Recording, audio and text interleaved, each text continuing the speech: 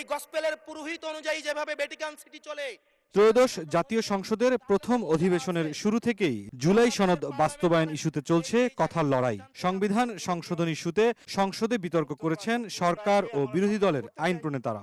করতে হবে, বুধবার জাতীয় সংসদে জুলাই সনদ বাস্তবায়ন ও সংবিধান ইস্যুতে সরকারের তীব্র সমালোচনা করেন বিরোধী সংসদ সদস্যরা। তাদের অভিযোগ, রাজনৈতিক সমঝোতা থেকে সরে গিয়ে জুলাই সনদ পুরোপুরি বাস্তবায়ন না করার পথে হাঁটছে বিএনপি। আমাদের বিরোধী দলের নেতা কথা বলবেন, তার কিছু ব্যাপারে তাকে মিসকোট করা হয়েছে, যেটা আমরা বলেছে কেউ যে আমরা সংবিধান সংশোধন পরিষদের রাজি হয়েছে। এই কথা আমরা রাজি হইনি। আমরা সংবিধান সংস্কার পরিষদ, যেটা আমাদের সমস্ত দলগুলি একমত হয়ে সিগনেচার করেছি, যেটাকে জুলাই সনদ বলা হয়। সংবিধানের বেসিক ফিচার, মৌলিক কাঠামোকে সংসদ 2/3 মেজরিটির বলে সংশোধন করতে পারেন না। এক্ষেত্রে আমাদেরকে এজন্য সংবিধানকে সংস্কার করতে হবে।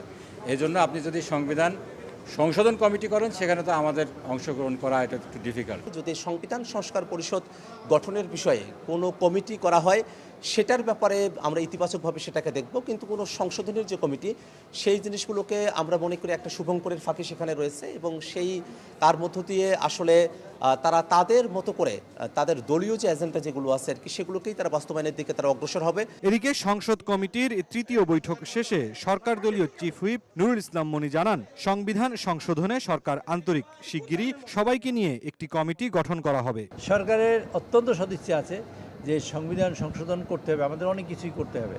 কাজে সেই সংবিধান সংশোধন করার জন্য একটা কমিটি হবে।